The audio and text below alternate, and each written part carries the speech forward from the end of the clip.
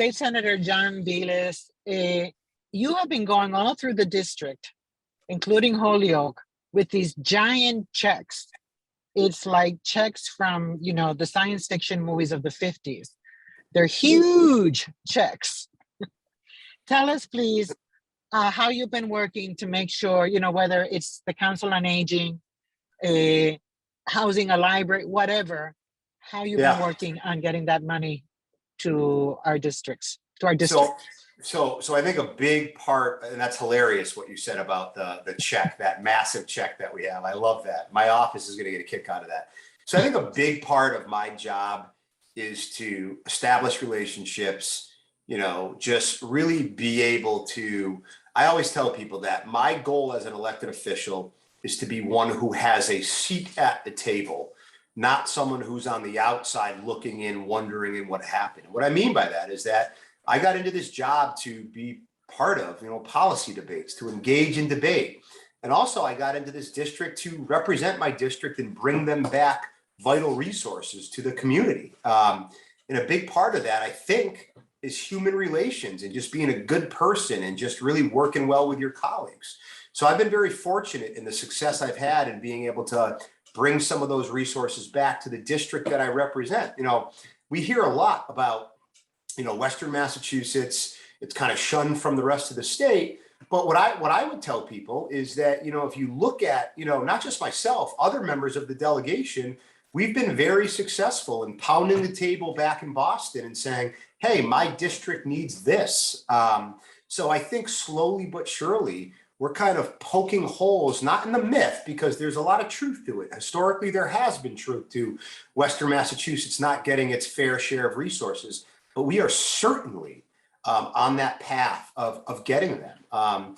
It past few weeks, I've been incredibly honored and pleased to go to a place like Holyoke Homework House. The stuff that they do at the Homework House, I was hooked from the second that I was there the first time, just seeing, just the smiles on the kids' faces as they're getting that help, as they're getting that tutoring. I mean, those are the programs that I always tell people, you don't have to look hard to find the bad news. It's all everywhere around us. You got to look a little bit harder to find the good news. And Holyoke Homework House is a really great example. Just last week, the Latino Chamber of Commerce, able to go into a restaurant, Fiesta in Holyoke, and just meeting Juan, the owner, and hearing about how they're doing dancings on Saturday nights. I invited myself to go to one of them. That's going to be you want to have that dance floor cleared out, let me go in there. But, $150,000 to the Latino Chamber of Commerce. So businesses like Fiesta can apply for some of these grants. I mean, many of these small businesses have been decimated by COVID. Juan was telling me, it was just up and down, up and down. I mean, this is how they pay their bills. This is how they support their families and their kids. So if I can go participate in some small way of being able to get resources, bring them back to my community. So whether it's a restaurant in Holyoke or a senior center in Agawam or fill in the blanks, I view that as a really, really good thing. So I'm just happy to be able to advocate for the people that I'm, fortunate enough to represent. I'm going to go through, find out just how much money you have been distributing. I think it's $500,000 or more just in the last few months. Yeah, because you've been going everywhere in all these communities in the district. So this session, I've been fortunate enough to bring back $5 million. Oh my God! And I said $500,000. Oh no, I mean it's well, but you also qualified it the past few months. So it's really a big part of what I do is, look, the communities that I represent, whether it's Holyoke, whether it's the hill towns, Russell, Tolland, Montgomery, Granville, or whether it's my hometown in Westfield, municipal budgets are strapped. So if I'm able to kind of play a role to enable them to do even more than they are able to do with their budget constraints, I view that as a really, really good thing. And the need is there. I mean, it's, whether it's inflation, people telling me about prices at the grocery stores and restaurants, whether it's, seniors and housing and food insecurity, there's a lot of need out there. COVID has laid bare a lot of needs in our communities. And the beautiful thing, and I say beautiful in a different context, it's that this district, these 11 cities and towns that I have serious needs and challenges. But kind of diving into them head first with all the nuance that's involved there.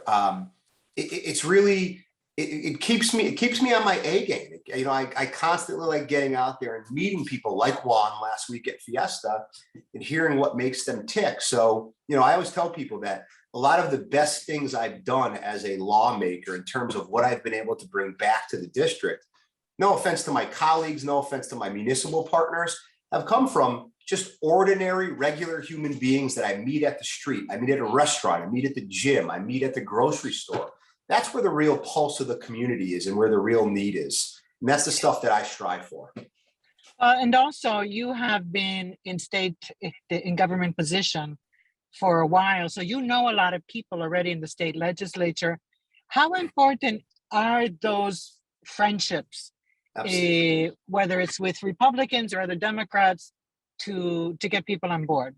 I think it's absolutely critical. I mean, we live in a day and age right now where politics at all levels, federal, state, and local, has never been more divisive. And I remember, and I credit my uncle with this, I had graduated law school.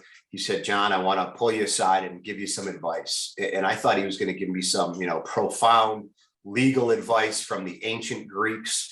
And what he said was, John, just be a kind person.